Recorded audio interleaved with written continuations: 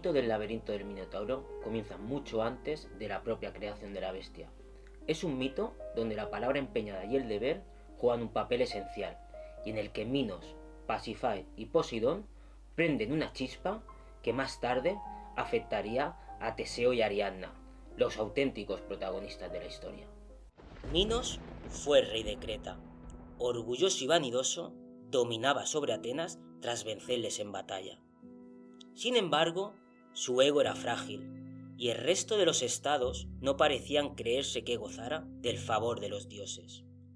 Así que pidió a Poseidón que probase de alguna manera ese favor. Poseidón aceptó, y le regaló un toro del blanco más puro, pero bajo la promesa de que Minos lo sacrificaría en ofrenda a los dioses una vez exhibido.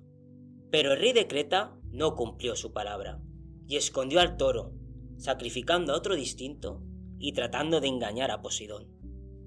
Este, al enterarse, decidió castigar a Minos con el objeto de su propio deseo, el toro. Maldijo a Pasífae, la mujer del rey, haciéndola enamorar del animal. Su pasión traería consecuencias nefastas para todos.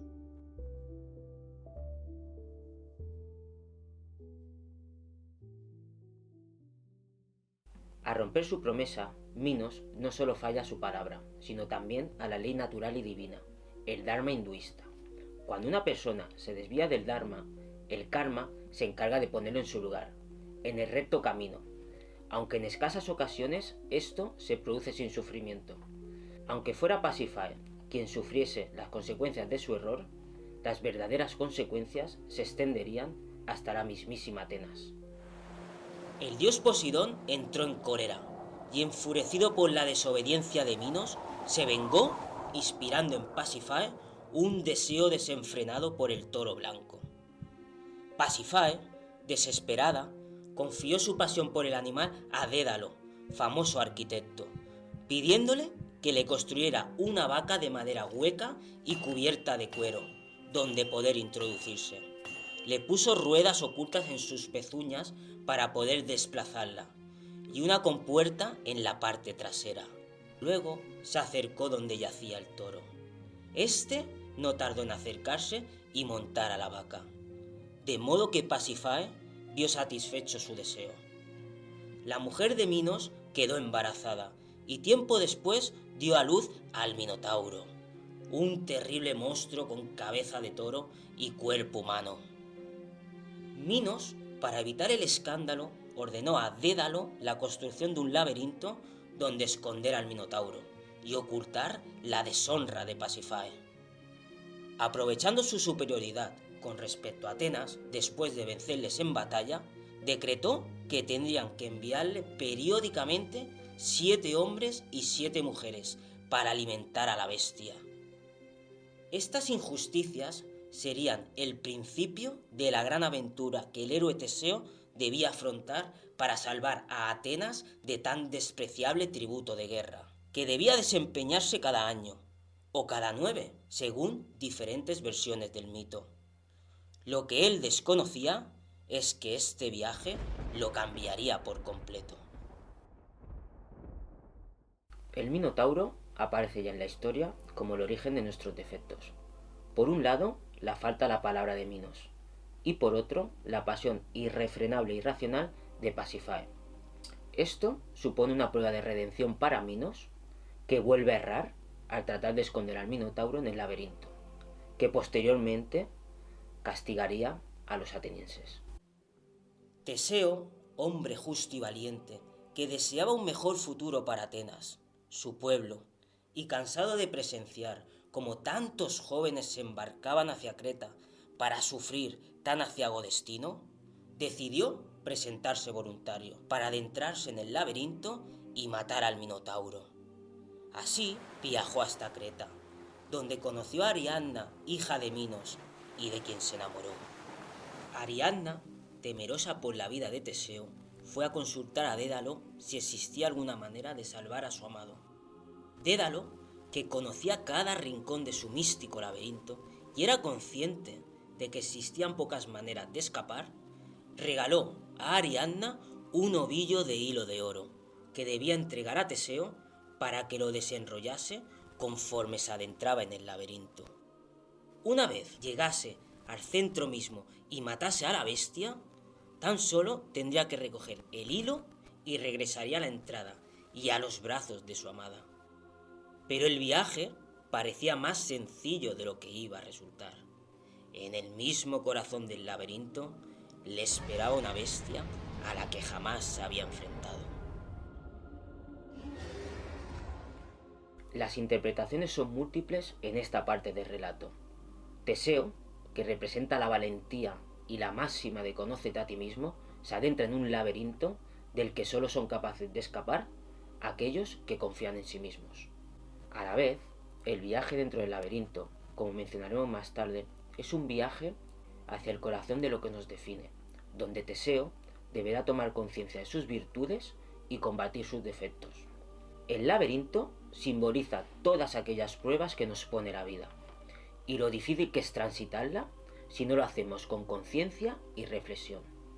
En este sentido, el ovillo que Dédalo da a Ariadna representa la conciencia, al Dharma, al recto camino, a los arquetipos, a lo divino que existe en el universo y en nosotros, pero que debemos desentrañar y desenredar a medida que nos adentramos en nuestro interior.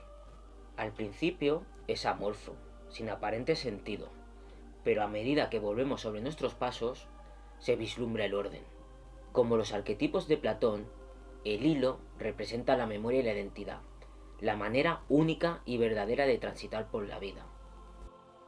Una vez que Teseo enfrenta las puertas del laberinto, armado con su hacha de doble filo, se adentra y afronta sus miedos y defectos, representados por el Minotauro.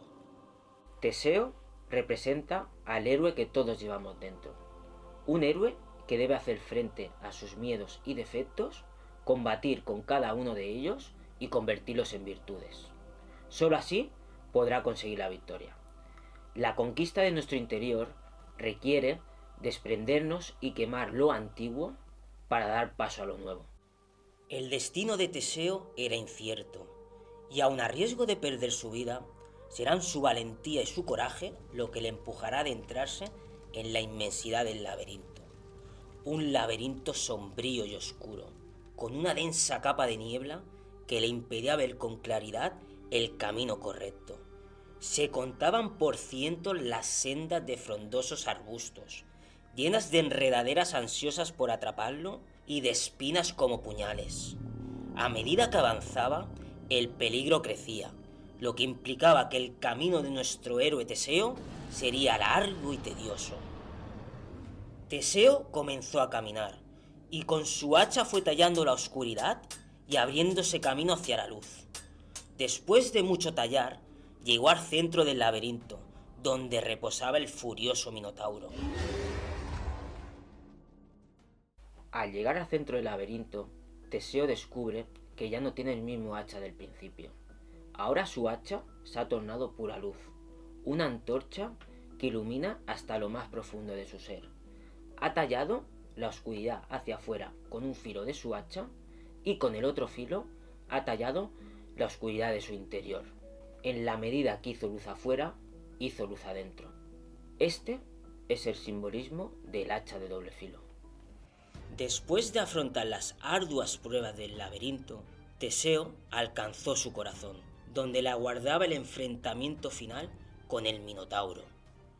Cuando entró en el laberinto, Teseo deseaba matar al monstruo para librar a su pueblo del espantoso tributo impuesto por los cretenses.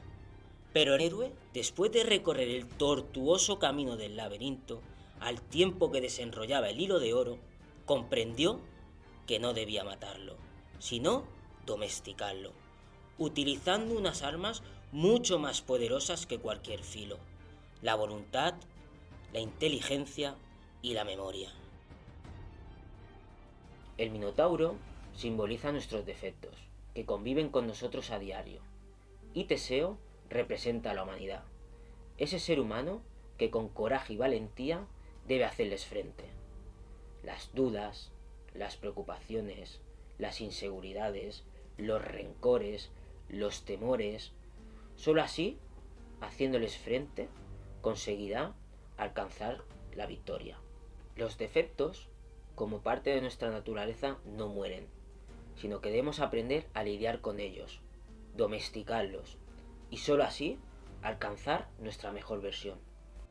Una vez fuera del laberinto y habiendo superado las pruebas, Teseo y el resto de los jóvenes se reúnen con Ariadna en el puerto de Creta, con el propósito de marchar hacia un nuevo mañana.